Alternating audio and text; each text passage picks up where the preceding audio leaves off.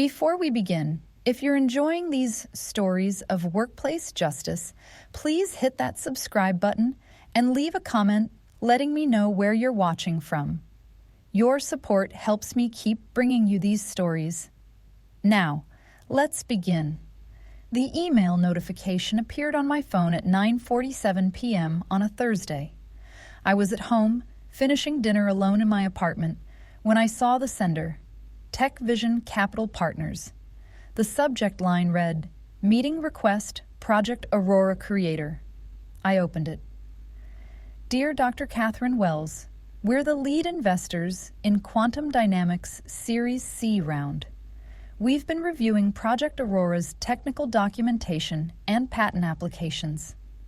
Your name appears on every foundational document, yet you weren't present at yesterday's pitch meeting.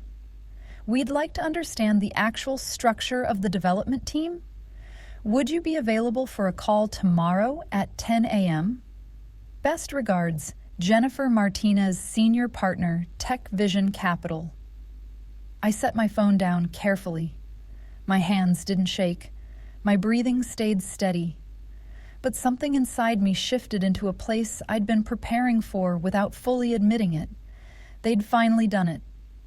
After 18 months of subtle marginalization, after watching my contributions get reassigned to others, after seeing my project leadership quietly transferred to Marcus Webb, they'd made their move. Yesterday's investor pitch, the one I'd spent 3 years building toward, had happened without me. They'd presented Project Aurora as Marcus's creation. What they didn't know was that I'd been documenting everything since the first warning sign 6 months ago. And what they definitely didn't know was that my name was embedded in places they couldn't erase, written into code comments, patent applications, and technical specifications that told a very clear story about who had actually built this technology. I replied to Jennifer's email with professional brevity. Tomorrow at 10 a.m. works perfectly. Looking forward to speaking with you. Then I opened my laptop and pulled up the folder I'd titled Documentation. Inside were 18 months of carefully organized evidence.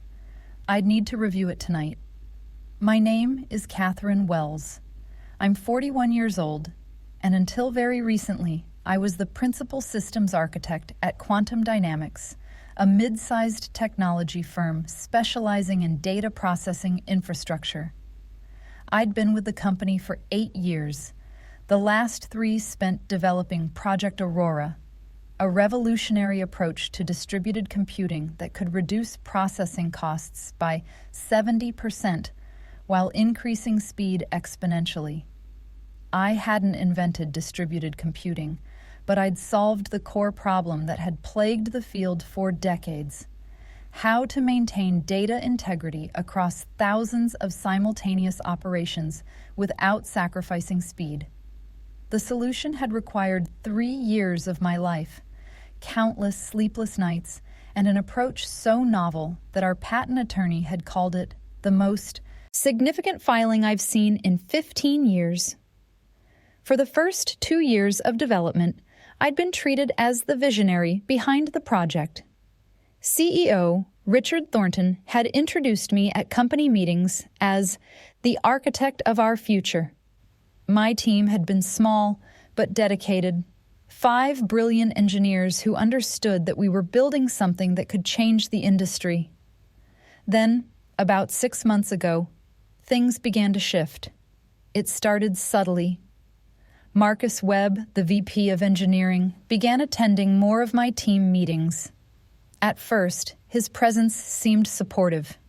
He'd ask thoughtful questions and offer to help remove administrative obstacles. He was 47, charismatic, with the kind of confidence that came from 20 years in Silicon Valley. He had the ear of the executive team in ways I never would.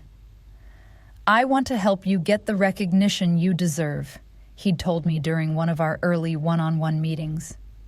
"You're brilliant, Catherine, but you're too focused on the technical work. You need someone who can translate your genius into language that investors and board members understand. I'd believed him. I'd been grateful, actually. Public speaking had never been my strength.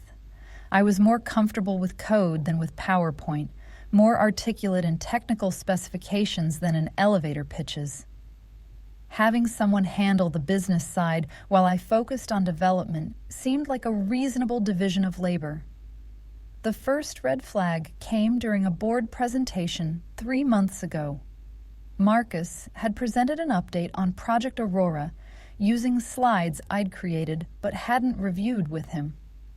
When board members asked technical questions, he'd answered with my words, my explanations, my intellectual property, all delivered as if they were his own insights. After the meeting, I'd approached him carefully. I noticed you presented some of my technical analysis without attribution. He'd smiled, placing a hand on my shoulder. Catherine, we're a team. This isn't about individual credit. It's about what's best for the project. I understand that, I'd replied, keeping my voice even. But accuracy matters. Those were specific implementations I developed. The board should know who's actually doing the technical work. His smile had hardened slightly. You need to think bigger picture. Investors don't care about individual contributors. They care about leadership and vision. That's what I'm providing. I'd let it go that day, but I'd started paying closer attention. The second red flag appeared in an email thread I'd been copied on by mistake. It was an exchange between Marcus and Richard discussing the upcoming Series C funding round. Marcus had written, "We need to present a cohesive leadership narrative to investors. Catherine is brilliant technically, but she doesn't have the presence or communication skills they'll respond to.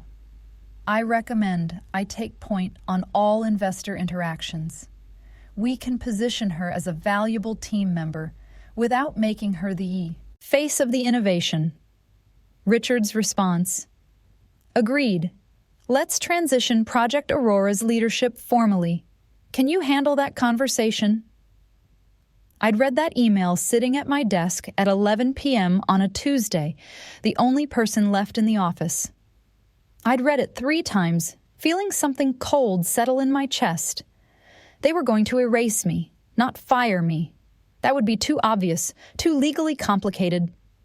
Instead, they'd gradually reassign credit, shift recognition, rewrite the narrative until I became just another engineer on a team led by Marcus Webb. That night, I'd gone home and created the documentation folder. I'd started with patent applications, pulling every filing where my name appeared as primary inventor. Then I'd archived email threads, technical specifications, code repositories with my commit history, meeting notes where I'd outlined key breakthroughs, and performance reviews where Richard himself had praised my singular vision and technical brilliance. I'd also done something else. I'd quietly reached out to Julia Hendricks, an intellectual property attorney who specialized in technology disputes. I hadn't hired her officially yet, just had an initial consultation where I'd explained the situation and asked what I should be documenting. "Everything," she'd said simply. "Every email, every meeting note, every technical document with your name on it. And especially the patent applications. Those are legal documents. If your name is listed as the inventor, that's not something they can simply reassign." Over the next 3 months, I'd watched the transition happen exactly as that email had predicted. Marcus had gradually taken over team meetings, presenting my work to the executive team as our progress and our breakthrough. My name had appeared less frequently in company announcements. When reporters or industry analysts asked about Project Aurora, they were directed to Marcus, not to me. The final insult had come 2 weeks ago when I'd seen the agenda for yesterday's Series C pitch meeting. the investor presentation that would determine whether quantum dynamics secured the $50 million needed to bring Project Aurora to market. The meeting I'd been building toward for 3 years. My name wasn't on the attendee list. I'd walked into Richard's office that afternoon, carrying a printed copy of the agenda. I'm not included in the investor meeting. He'd barely looked up from his laptop. Marcus is handling the pitch. He's better suited for that kind of presentation. Richard, I created this technology. Investors will have technical questions that Marcus can't answer. He's been fully briefed, and frankly, Catherine, your communication style is too technical for investor audiences. We need someone who can speak their language. I'd stood there, feeling the weight of 8 years with this company, 3 years on this project, countless nights debugging problems that seemed impossible.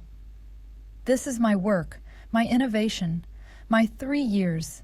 Richard had finally looked at me then, his expression neutral. It's the company's work, Catherine. That's how employment agreements function. You've been well compensated for your contributions. Now let the business team handle the business side. I'd left his office without another word. That evening, I'd sent Julia Hendricks a formal retainer agreement. The investor pitch had happened yesterday without me. According to the company-wide email Richard had sent this morning, it had been tremendously successful. Marcus had apparently dazzled the investors with his visionary approach to distributed computing. The email included a photo of Marcus standing at a whiteboard, explaining concepts I'd developed, using diagrams I'd created, presenting innovations I'd invented. And now, 12 hours later, Tech Vision Capital Partners wanted to meet with me. I spent Thursday night reviewing my documentation and preparing for the call. I didn't rehearse dramatic speeches or plan confrontational statements. I simply organized facts, patent applications, technical specifications, email threads, code repositories, meeting notes, everything time-stamped, everything verifiable, everything pointing to the same conclusion. Project Aurora was my creation. At 9:55 a.m. on Friday, I poured myself coffee and opened the video conferencing link Jennifer Martinez had sent. At precisely 10 a.m., her face appeared on screen. She was in her early 50s, sharp-eyed, with the kind of direct gaze that suggested she didn't tolerate nonsense. Dr. Wells, thank you for making time on short notice. Of course. I'll get straight to the point.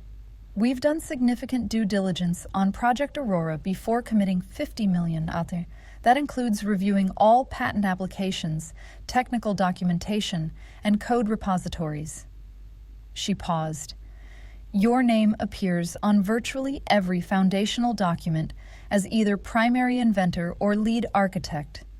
Yet yesterday's pitch meeting positioned Marcus Webb as the project creator. We'd like to understand that discrepancy. I kept my voice level. What specifically would you like to know? Let's start with the core innovation, the integrity maintenance protocol across distributed nodes. Who developed that? I did. The breakthrough came 14 months ago after I'd been working on the synchronization problem for about 18 months. The key was realizing that traditional approaches were trying to prevent conflicts rather than managing them efficiently. I developed a new approach using predictive conflict resolution with minimal locking overhead. And Marcus Webb's role in that development? He wasn't involved in the technical development at all. Marcus is VP of Engineering, but his background is in business development and strategy, not distributed systems architecture. Jennifer's expression didn't change, but I saw something sharpen in her eyes. Yesterday, Mr. Webb presented that exact innovation as something he'd conceptualized and led his team to implement.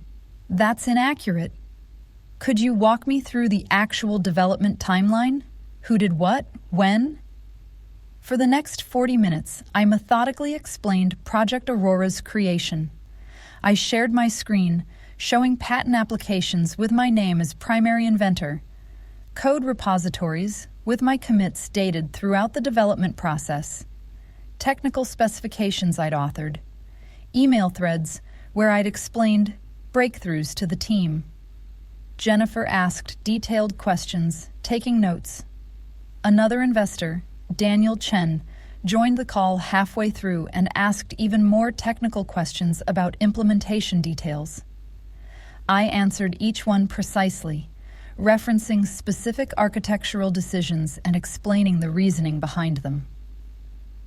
"One more question," Jennifer said, as we approached the end of the call. "Does Quantum Dynamics' executive team know we're having this conversation?" "No." "Would you be comfortable with us raising these discrepancies directly with them?" I paused, considering the implications. "Yes." "Thank you, Dr. Wells. This has been extremely informative. We'll be in touch." The screen went dark.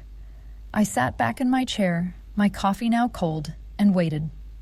The fallout began within hours. At 2:30 p.m., I received an email from Richard Thornton requesting an immediate meeting. The subject line was marked urgent.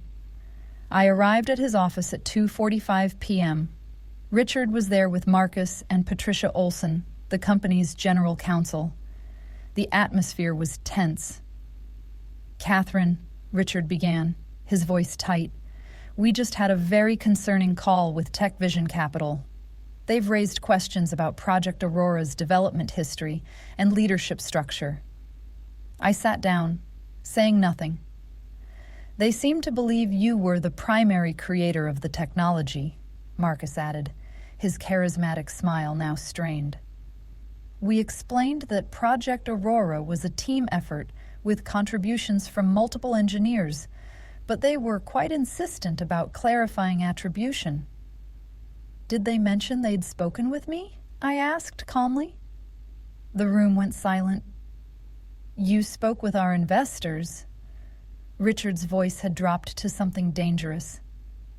"They reached out to me. They had questions about the technical documentation. I answered them accurately." "Without informing the executive team?" Patricia, the attorney, leaned forward. "That's a serious breach of protocol, Catherine. They asked who developed the core technology. I told them the truth. That's not a protocol violation." Marcus's facade cracked slightly. "You deliberately undermined our pitch narrative." "I corrected inaccurate information. There's a difference." Richard's jaw tightened. "This conversation is about loyalty, Catherine, about understanding that you're part of a team, not an individual actor. When investors ask questions, they should be directed to leadership. I am the technical leadership on this project. The patents list me as the primary inventor. The code repositories show my work. The technical specifications bear my name. Those are facts, not narratives." "You're a valued team member," Marcus said carefully, "but you need to understand that investors respond to cohesive leadership messaging. What you've done has created confusion and potentially jeopardized our funding round." I looked at each of them in turn. Tech Vision Capital wanted to meet the actual creator of the technology they're investing in. That's reasonable due diligence. If my role has been misrepresented to them, that's a problem with your pitch, not with my honesty. Patricia glanced at Richard, who nodded slightly. She pulled out a document. "Catherine, we need to discuss your employment agreement, specifically the intellectual property clauses. All work product created during your employment belongs to Quantum Dynamics. That includes Project Aurora." "I'm aware of my employment agreement. The company owns the implementation, but the patent applications list me as the inventor, which is a legal designation, not a corporate org chart issue. Inventors have rights, even when employers own the patents." "Are you planning legal action?" Patricia asked bluntly. "I'm planning to tell the truth about who created what, If that creates legal complications, perhaps you should examine why your investor pitch didn't align with your legal documentation. The meeting deteriorated from there. Richard made thinly veiled threats about my future at the company. Marcus attempted to frame my honesty as sabotage. Patricia took notes, likely building a case for termination. I left the meeting at 4:15 p.m. and went directly back to my apartment. I called Julia Hendricks. "They're going to try to fire me," I told her. "Almost certainly, but they'll be careful about it. With $50 million in investor capital on the line and questions already raised about attribution, terminating you now would look extremely suspicious. They'll probably try to sideline you instead, make your position untenable until you quit." What should I do? Keep documenting everything, every meeting, every email, every interaction, and prepare for the possibility that they'll try to force you out. Make sure you have copies of all your evidence in multiple locations, including off-site backups. That evening, I archived everything again, this time to 3 separate cloud storage services and an encrypted external drive I kept in my apartment. The next week was excruciating. I was excluded from meetings I'd previously led. My team members began avoiding me, clearly instructed not to discuss Project Aurora in my presence. Marcus sent a company-wide email announcing that all Project Aurora communications would now flow through him exclusively. I continued coming to work, doing my job with the same precision I'd always maintained. I documented every exclusion, every reassignment, every meeting I was suddenly not invited to. On Thursday, 8 days after my call with Jennifer Martinez, I received another email from Tech Vision Capital. "Dr. Wells, after further due diligence and discussions with Quantum Dynamics leadership, we've identified significant concerns about attribution and leadership transparency. We're placing the Series C investment on hold pending resolution of these issues. Separately, we'd like to discuss an opportunity that might interest you. Would you be available for a confidential conversation next week?" Jennifer, I read the email twice. Quantum Dynamics' $50 million funding round was now in jeopardy, and Tech Vision Capital wanted to talk to me privately. The following Monday morning, I arrived at work to find a meeting invitation from Richard. 9 a.m. Conference Room B, subject, employment discussion. Patricia Olson was already there when I arrived, along with Denise from HR. No Marcus this time. This was the termination meeting. "Catherine," Richard began, his voice carrying false regret. "After careful consideration, we've decided to restructure the engineering organization. Your position is being eliminated effective immediately." I said nothing, simply looked at him steadily. "You'll receive a severance package of 6 months' salary, continuation of benefits, and career transition support. In exchange, we'll need you to sign a comprehensive separation agreement that includes non-disparagement and confidentiality clauses." Patricia slid the document across the table. It was 30 pages long.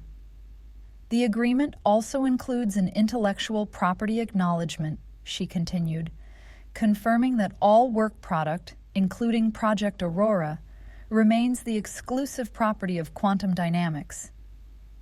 I picked up the document, scanning it quickly. The IP section was aggressive, claiming not just the company's legitimate ownership of the implementation, but attempting to strip me of any public attribution rights. "I'll need time to review this with my attorney," I said calmly. "We need a decision by end of day," Richard pressed. "Then I'll have my attorney review it today. But I'm not signing anything without legal counsel, regardless of your timeline." I stood, collecting the document. "I assume I'm being escorted out?" Denise nodded apologetically. "We'll need your badge, laptop, and phone. Your personal items from your desk will be boxed and shipped to you." 20 minutes later, I walked out of Quantum Dynamics' headquarters for the last time, carrying only my purse and the unsigned separation agreement. I called Julia Hendricks from my car. They terminated me and want me to sign away attribution rights. Don't sign anything. I'm going to draft a response that protects your inventor rights while agreeing to reasonable confidentiality terms. Meanwhile, what's this meeting TechVision mentioned? They want to discuss an opportunity. I have a call scheduled with them tomorrow. Take it. And Catherine, document everything from today. The timing of this termination, the coercive tactics with the separation agreement, all of it. If this goes to litigation, their behavior today will be relevant. The next morning, I took the video call with Jennifer Martinez and Daniel Chen. This time, another person joined, Robert Ashford, managing partner at TechVision Capital. Dr. Wells, Robert began, we've spent the past week conducting additional due diligence on Project Aurora. We've reviewed patents, code repositories, technical documentation, and conducted interviews with several of your former team members. The conclusion is unambiguous. You are the primary creator of this technology. He paused. Quantum Dynamics leadership knowingly misrepresented the development history to us. That's not just unethical, it's potentially fraudulent. We're withdrawing from the Series C investment entirely. I felt vindication mixed with something more complex. This would devastate Quantum Dynamics. However, Jennifer continued, we remain extremely interested in Project Aurora technology itself, which brings us to our proposal. She shared her screen, displaying a term sheet. We'd like to fund you directly to continue developing this technology, either through a new company you'd found or by joining one of our existing portfolio companies as CTO.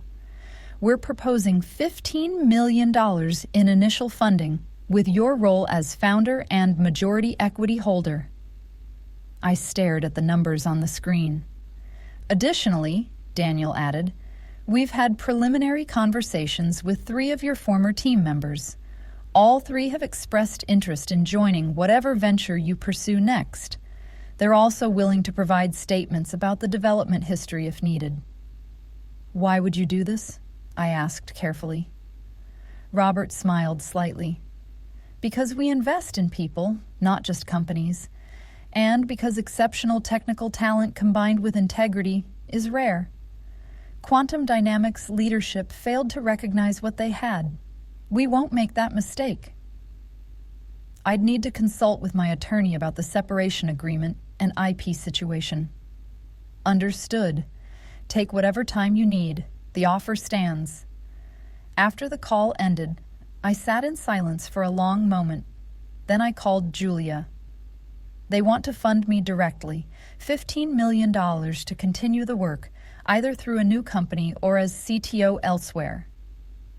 That changes the calculation significantly, Julia replied. Don't sign Quantum Dynamics' separation agreement. Instead, we're going to make them a counteroffer. They can keep the base implementation of Project Aurora, but you retain rights to continue independent development of the core concepts, and you get proper public attribution as the primary inventor. If they refuse, we'll go public with the documentation. Will that work? With $50 million in funding evaporated and their primary investor actively courting you, they don't have much choice.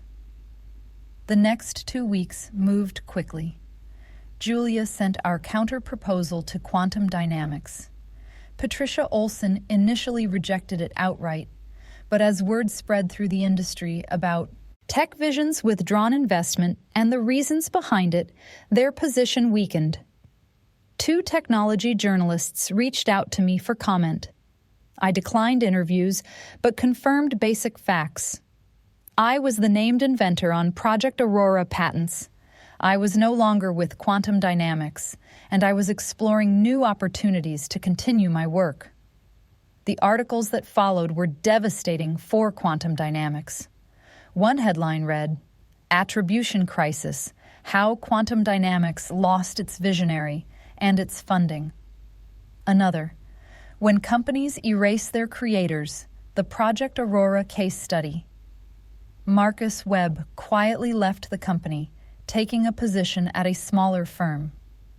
Richard Thornton faced questions from the board about his role in the attribution misrepresentation. 10 days after my termination, Patricia Olson called Julia to accept our counterproposal. I would receive proper attribution, rights to continue independent development, and an enhanced severance package.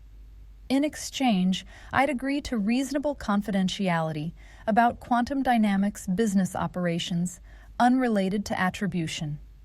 I signed the revised agreement on a Friday afternoon. The following Monday, I signed Tech Vision Capital's term sheet and began incorporating my new company, Aurora Systems, Inc. 3 months later, I was sitting in my new office, actual office space this time, not a home apartment, when my assistant informed me that someone from Quantum Dynamics was here to see me. It was Richard Thornton. "Catherine," he began, standing awkwardly in my doorway, "I wanted to congratulate you on your company's launch. I've been following the press coverage." I gestured to a chair but said nothing. He sat, looking uncomfortable. "I also wanted to apologize. The way we handled your attribution, your role in investor meetings, the termination, all of it was mishandled. I let Marcus's narrative override what I knew to be true about your contributions." "Why are you here, Richard?" "Because Quantum Dynamics is struggling. Without the Series C funding, we've had to scale back operations significantly. Project Aurora's development has stalled because we don't have anyone with your expertise." He paused. "The board asked me to explore whether there might be an opportunity for partnership, perhaps licensing your continued innovations, or some form of technical consulting arrangement." I considered him for a moment. "You spent 3 years erasing my contributions. When investors questioned that narrative, you fired me rather than tell the truth. Now you want my help? I understand why you'd feel that way. You don't, actually, because you've never had your life's work attributed to someone else. You've never watched someone present your innovations as their own while you stood in the background. You've never been told you lack the presence to claim credit for your own creation." He looked down. "You're right, I don't understand that, but I am genuinely sorry." "Your apology doesn't change what happened. It doesn't give me back 3 years of proper recognition. It doesn't undo the damage to my reputation or the erasure of my role." "No, it doesn't. However," I continued, "I'm not interested in revenge. I'm interested in building something important. If Quantum Dynamics wants to license specific implementations from Aurora Systems, my team will evaluate that request like any other business proposal. But I won't be providing technical consulting, and any licensing agreement would include explicit attribution terms." He nodded slowly. "That's more than fair. Is there anything else?" "Just one thing. Marcus Webb's misrepresentation, my failure to correct it, that wasn't just about ego or business strategy. I think we were intimidated by how much you actually knew, how essential you were. It felt easier to minimize your role than to admit we didn't fully understand what you'd created." "That's honest," I acknowledged, "and counterproductive. You could have had a brilliant technical leader who was also loyal to the company. Instead, you spent energy diminishing someone who was making you successful." He stood. "I hope Aurora Systems succeeds, Catherine. You deserve it." After he left, I returned to my computer, where my team and I were refining the next generation of distributed processing protocols. We'd already filed 3 new patents, all listing me as primary inventor, all bearing my name exactly where it belonged. 6 months after founding Aurora Systems, we secured partnerships with 2 Fortune 500 companies and began integration testing with their infrastructure. TechVision Capital introduced us to additional investors, and we closed a Series A round that valued the company at $120 million. I hired 15 engineers, including all 3 team members from Quantum Dynamics, who'd reached out after my departure. Together, we expanded on the foundation I'd built, developing innovations that went far beyond what I'd created in my previous role. The technology press started calling me a founder to watch. Industry conferences invited me to keynote. Younger engineers reached out for mentorship, particularly women who'd experienced similar attribution erasure in their own careers. One evening, working late in my office, I received an email from Miguel Santos, one of my former team members who'd stayed at Quantum Dynamics. Dr. Wells, I wanted to reach out because something happened today that made me think of you. We had a company meeting where Richard announced that Quantum Dynamics is shutting down Project Aurora development entirely. They can't maintain it without your architecture knowledge, and they can't compete with what Aurora Systems is building. Several of us regret not speaking up when Marcus was taking credit for your work. We knew it was wrong, but we convinced ourselves it was just corporate politics, that it didn't really matter who got credit as long as the work got done. We were wrong. Thank you for showing us what integrity looks like, even when it costs something. Miguel I read his message twice, then forwarded it to Julia Hendricks with a simple note. For the case file, not for litigation, for the record. Because that's what this had always been about. Not revenge, not public humiliation, but simply making sure the truth was documented. Making sure that, when the history of this technology was written, my name would be there in the proper place. 1 year after my termination from Quantum Dynamics, Aurora Systems was featured in MIT Technology Review's 50 Smartest Companies list. The article detailed my journey, the attribution crisis at my former employer, and how investor due diligence had revealed the truth. It also included a quote from Jennifer Martinez. We invest in innovation, but more importantly, we invest in innovators. Catherine Wells represents the kind of technical leadership that actually changes industries. Her former employer's failure to recognize that was their loss and our gain. I framed that article and hung it in Aurora Systems conference room, not as a trophy, but as a reminder that recognition matters. That attribution isn't vanity, it's professional survival. That speaking truth, even when it's inconvenient, even when it costs something, is worth it. Because in the end, they couldn't erase me. They tried, but the truth was written too deeply. In patents, in code, in documentation, in the technical foundations that only I fully understood. They'd wanted to reduce me to a footnote in their success story. Instead, I became the author of my own. 2 years after founding Aurora Systems, we were acquired by a major technology conglomerate for $340 million. I stayed on as CTO, leading a division of over 200 engineers. The distributed processing protocols I'd developed became industry standard, implemented across countless applications worldwide. And every patent, every technical paper, every industry presentation carried my name exactly where it belonged, at the beginning, where creators are meant to be recognized. As for Quantum Dynamics, they restructured, downsized, and eventually sold their remaining assets to a competitor. Richard Thornton retired early. Marcus Webb moved through several VP positions at smaller firms, none lasting more than 18 months. I didn't celebrate their struggles. I was too busy building something that mattered. Sometimes people ask me if I regret how everything unfolded, if I wish I'd handled it differently. been less confrontational, more willing to compromise, I tell them no.